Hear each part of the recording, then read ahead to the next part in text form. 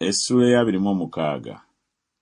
Awo olwatuuka mu mwaka ogw'13 ku lunaku olw'olubereberye olw'omwezi, ekigambo kya Mukama ne kinjijira nga kyogera nti, Omwana w'omuntu, kubanga Ttuulo ayogedde ku Yerusaalemi nti nyeenya, oyo amenyese yabanga omulyango gw'amawanga, akyukidde gye ndi, kaakano ye ng'amaze okuzisibwa, nze ndigaggawala.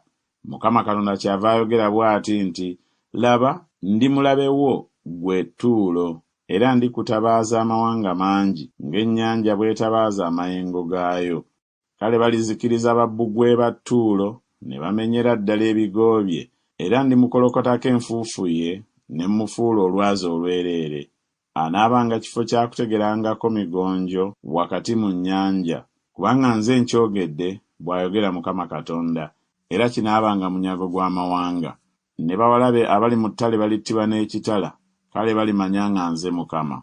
Kubanga Mukama Katonda bw'ayogera bw'ati nti, Laba, ndireeta ku Ttuulo Nebukadduneeza kabaka w'e Babulooni, kabaka w'abakabaka, okuva obukiika obwa kkono, ng'alina embalaasi n'amagaali n'abeebagadde embalaasi, n'ekibiina n'abantu bangi.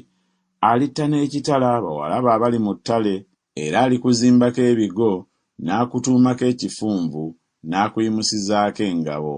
Era alisimba ebintu bye ebitomera ku babbugwe bo, era alimenyera ddala ebigo byo n'embazzi ze.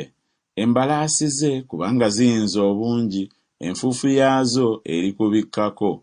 Babbugwe bo balikankana olw'oluyoogaano lw'abo abeebagala embalaasi ne bannamuziga n'amagaali, bw'aliyingira mu miryango gyo ng'abantu bwe bayingira mu kibuga ekiwaguddwamu ekituli.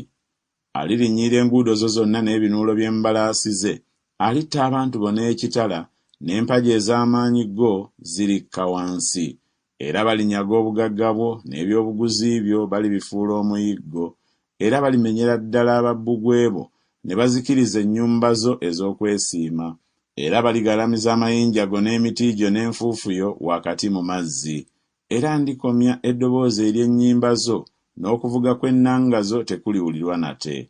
Era ndikufuula olwazi olwereere, era onoobanga kifo kya kutegerangako migonjo. Tolizimbibwa nate, kubanga nze Mukama nkyogedde, bw'ayogera Mukama Katonda. Bw'ati Mukama Katonda bw'agamba Ttuulo nti, ebizinga tebirikankana olw'okubwatuka olw'okugwa kwo, abaliko ebiwundu bwe balisinda, nga battira ekiwendo wakati mu ggwe. Awo abalangira bonna ab'ennyanja baliva ku ntebe zaabwe, ne bambula ebyambalo byabwe, ne baggyako engoye zaabwe ez'eddalizi, balyambala okukankana, balituula ku ttaka nga bakankana buli kaseera, ne bakusamaalirira. Era balitanula okukukungubagira, ne bakugamba nti, ng'ozikiridde, ggwe yatuulwangamu abalunnyanja, ekibuga ekyayatiikirira, ekyalina amaanyi ku nnyanja, kyo n'abo abakituulamu, abaagwisaako entiisa yaabwe kwabo bonna abaagitambulirangamu. Kaakano ebizinga birikankana ku lunaku olw'okugwa kwo, weewaawo ebizinga ebiri mu nnyanja birikeŋŋentererwa olw'okugenda kwo. Kubanga bw'ati bw'ayogera Mukama Katonda nti, bwe ndikufuula ekibuga ekyalekebwawo ng'ebibuga ebitatuulwamu, bwe ndikulinnyisaako ennyanja, amazzi amangi ne gakubikkako, kale ndikukkakkanya wamu n'abo abakka mu bunnya eri abantu ab'omu biro eby'edda, era ndikutuuza mu njuyi z'ensi eza wansi, mu bifo ebyalekebwawo obw'edda, wamu n'abo abakka mu bunnya, olemenga okutuulwamu, era nditeeka ekitiibwa mu nsi ey'abalamu.